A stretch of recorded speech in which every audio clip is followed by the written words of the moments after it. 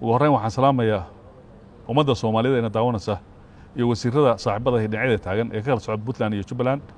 ugu horreyn waxaan ummadda Soomaaliyeed iyo beesha caalamka u sheegaynaa inaanu jirin shir fashilmay oo ay og yihiin dowladaha Jubbaland iyo Puntland.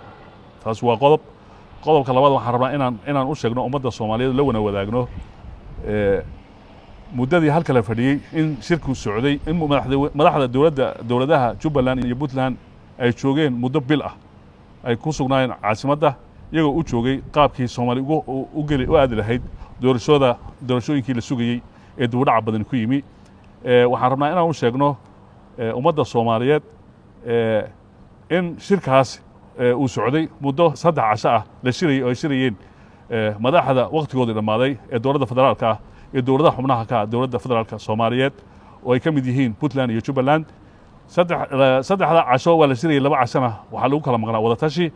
3 cashana waxaa laga wada hadlayay qaabkii doorashada loo aadi lahaa maanta oo ay ahayd maalintii ugu rajada roonayd aanu filaynay inay noqoto maalintii la isku raaci lahaa jadwalkii ama qaabkii doorashada loo aadi lahaa jadwalkeeda laga heshiin lahaa. waxaa lagu kala yimi in shirku waxaa lagu soo xidhay oo madaxweynaha xilligiisu dhammaaday ku soo xidhay in la soo kala nasto oo la soo kala tashado.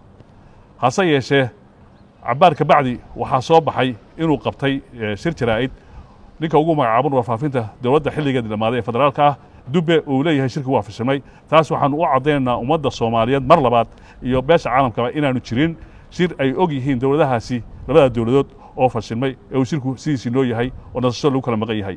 Dubena waxaan odhan lahaa godka lagu cadaabiyow muxuu googuhu been sheegay.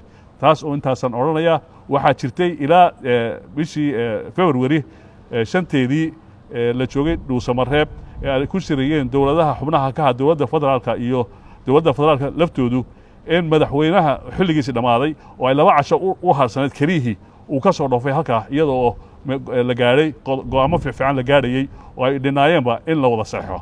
tii unbay tanina la mid tahay intaasay soo socotay. waxaad og tihiin shirkan halkan ee dowladda federaalka xamar la isugu yimi in dowladaha xubnaha ka ah Jubbaland iyo Puntland iyo kuwa kale la midkaba iyo iyagaba ay dabada ka riixisay hormuudna ka ahayd beesha caalamku. sidaas ayay ahayd oo halkan uu shirku ahaa. hase yeeshee madaxweynihii xilkiisii dhammaaday iyo dowlad iyo xukuumaddiisii xilkuu dhammaaday waxay ka soo horjeesteen in la aado doorasho. ujeeddaduna intaasay ahayd.